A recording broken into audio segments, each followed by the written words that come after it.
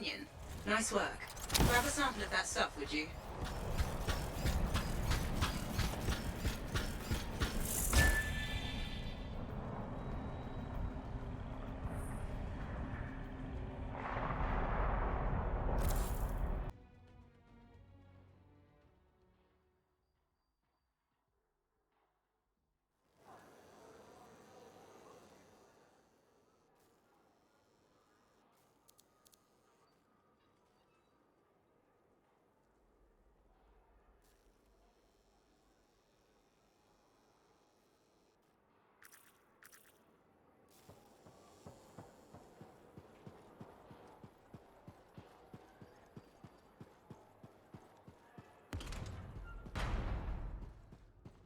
Oh.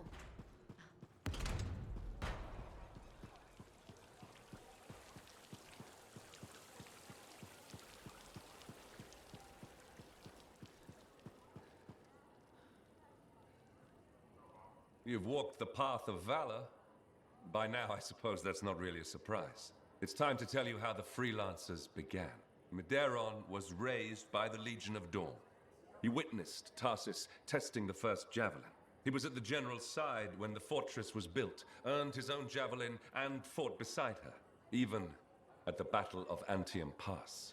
Of the company that stood with Tarsis and held back the Urgoth, only Medeiros survived.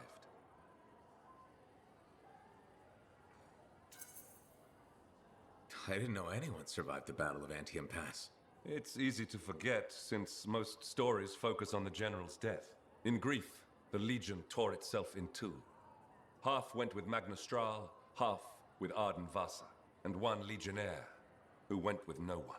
Medeiros stayed at the Fortress of Dawn, even though the gates were sealed and the Lancers gone for good.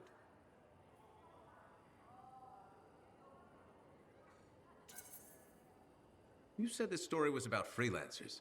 None of us were at the Fortress of Dawn. Of course not. It was locked up tight.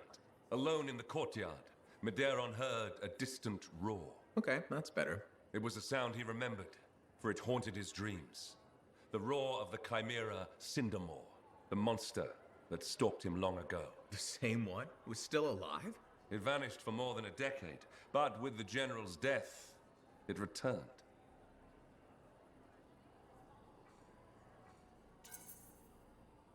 This time he faces it down and wins.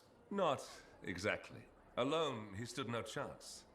But the city of Anshar lay helpless in its path. He had no choice. He found the Chimera's trail and followed it, not to the monster, but to its lair. For he knew that if he silenced the relic that created it, Cindermore would lose its power.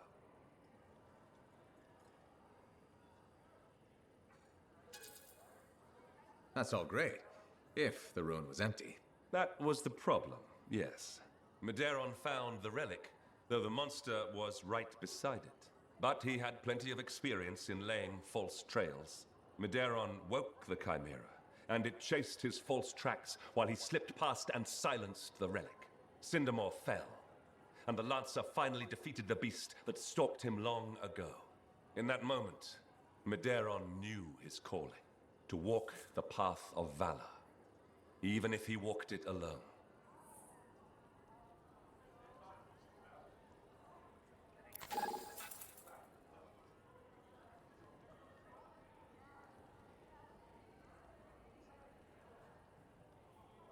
Of all the legionnaires, Magnustral was the most renowned for her feats of strength. But it wasn't always so.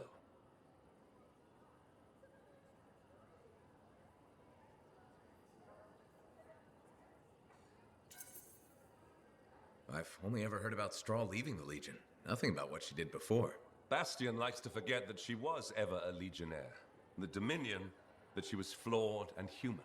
But she was many things. Loyal and a deserter, ordinary and legendary. She came to the Legion of Dawn as a young girl. Her village was raided and everyone taken. Almost. She was so small she hid inside a basket. The Urgoth surely caught her scent, but they thought her too weak to bother taking.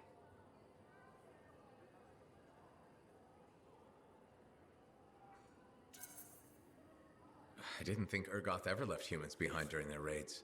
Stories say they sometimes left the weak sickly and elderly, alone, unarmed. She followed the secret Arcanist signs to Sanctuary, where the rebels hid and plotted. There, Strahl begged Tarsis to let her join the Legion, to grant her vengeance. But the general refused. She said Magna wasn't ready, and sent her away. Strahl couldn't accept that. So she went out alone to fight the Urgoth. Without a javelin? That's insane. She set traps, ambushes. She poisoned spears and knives. Any small advantage she could take against a vastly superior enemy, she gladly took. She nearly died dozens of times, but vengeance drove her onward. And the Urgoth fell. She carried trophies to the Sanctuary, day after day, week after week.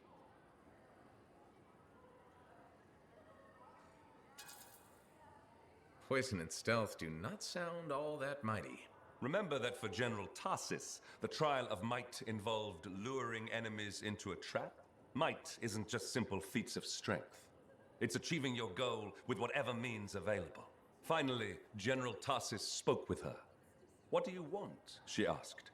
"I want to join the Legion of Dawn," Magna replied. Tarsis looked at her and asked, "Why? You already have your revenge." The general looked to the many, many Urgoth trophies Strahl fought for. At first, Strahl had no answer. Then, after a long moment, she said, "It's where I belong." To which Tarsis answered, "Then you're finally ready to join us." So what happened? How did Strahl end up leaving the Legion and founding the Dominion? That's a story for another time.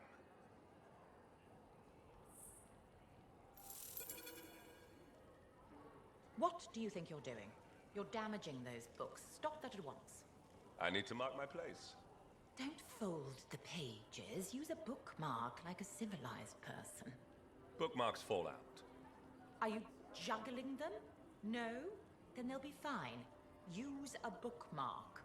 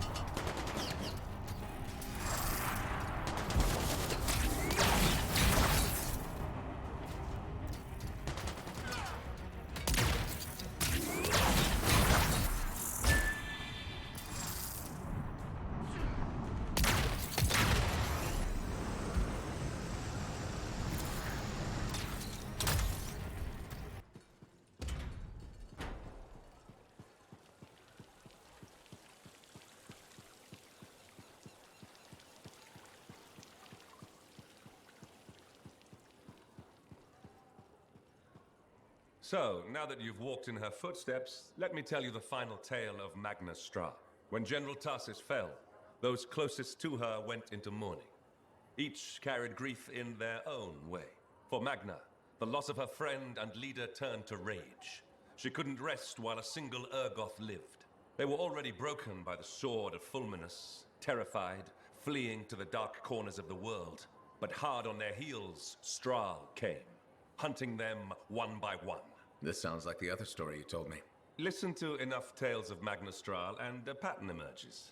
When at last her scouts found no more enemies, she returned to the Fortress of Dawn. There she found the doors sealed. The Legionnaires were preparing to leave it forever.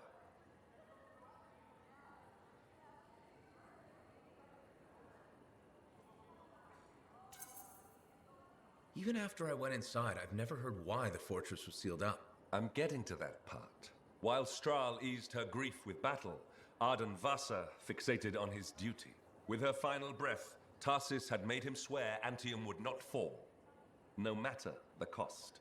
At her command, Vasa prepared to take the entire Legion of Dawn to safeguard Antium for all time. Outraged at what she saw as desertion, Strahl ordered the Lancers to halt, and they obeyed. Her general secured a future for all people, not just Antium. She called for the Legion to follow her, to battle the enemy in the darkness where they'd fled.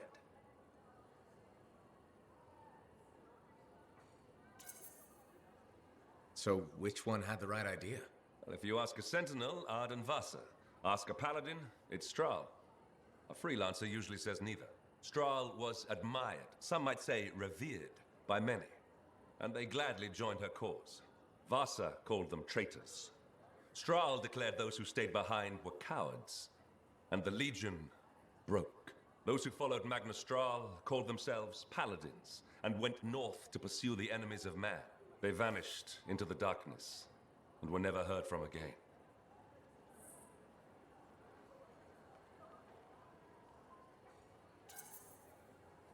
How did the Paladins become the Dominion? I wish I knew that story. I doubt even the Dominion knows it, really. They lost the path. They no longer use their strength to protect anyone, let alone everyone. I doubt anyone in the Dominion even remembers that was their purpose. That's why it's vital that we remember. Strahl's story and the Path of Might cannot be allowed to die. I'll remember. Good.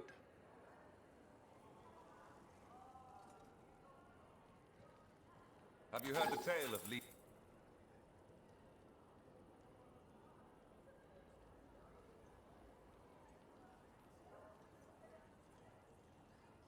Before the Battle of Antium Pass, the Legion's test of resolve had a different basis. It began with Leotrel, the general's oldest friend.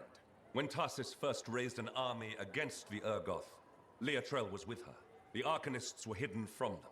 They hadn't yet found Arden Vasa.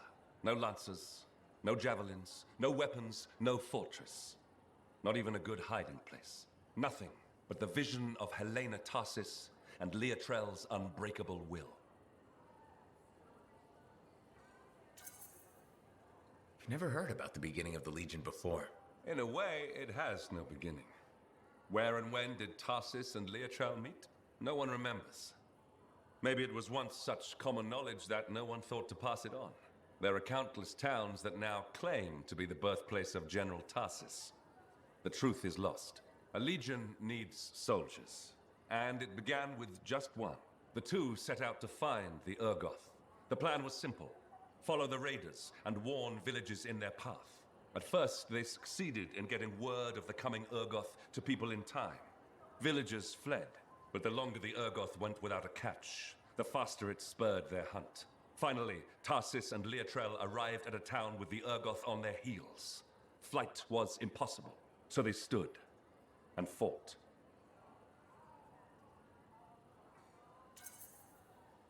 Fighting Urgoth without a javelin? By themselves? That took guts. Tarsis hoped to slow the Urgoth enough that some villagers could escape. The two of them, alone, armed with simple weapons, were little more than an annoyance to the enemy. But they fought. Despite greater numbers, strength, and weapons, the Urgoth could not subdue them. Finally, with Tarsis wounded and Leotrel at the point of exhaustion, the two prepared for the end. But the villagers rallied. With tools and improvised weapons, they joined the battle and routed the enemy. Many innocents were taken that night, but not all of them. Because people fought the inevitable. And the rest is a tale for another time.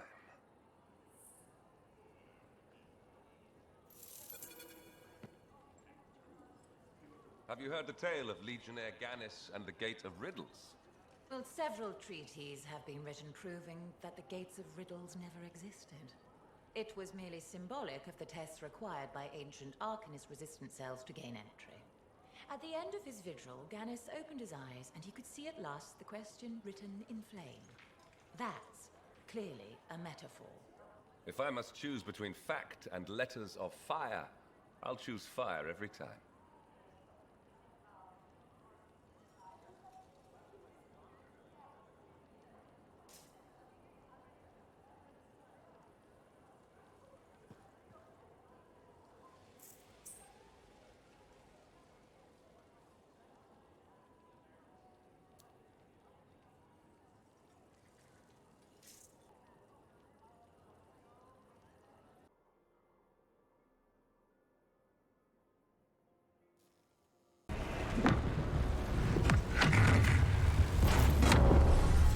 One less crystal to worry about. You want to face me?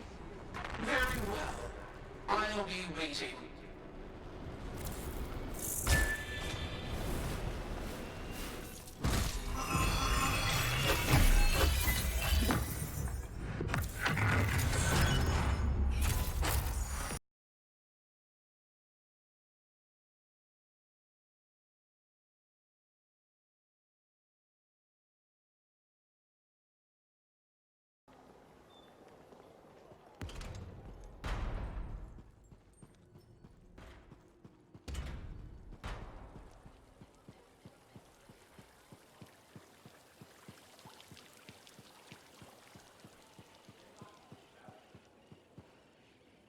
You've walked the path of resolve.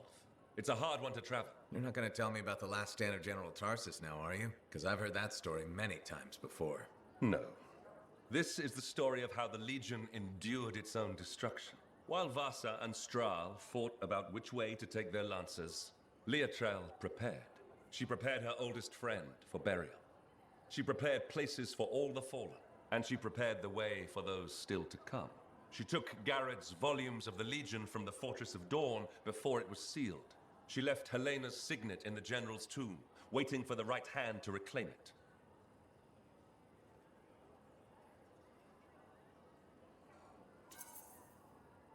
Are you saying she knew I would need to look for the Javelin of Dawn? No, of course not. But she knew better than anyone not to surrender to the inevitable. She would not abandon her friend or her path, even though the battle was over. The world would always need Tarsus, and Tarsus would always need legionnaires. She followed Arden Vasa to Anthem for a time, and left the records with trusted lancers, to be maintained and passed down, generation after generation. To you? This is your story. Our story. The Legion lives on through us. What happened to Leotrel? Oh, once her preparations were complete, her plans in motion, she left Anthem and vanished. Like the beginning. The end of her story is a mystery. But it's not beginnings or endings that matter. It's the path you follow between them. Did you take my notebook? The one you spilled an entire bowl of soup on. That notebook. That's the one, yes. Where is it? I hung it outside to dry. I was still using that. As a napkin? Yes, I know.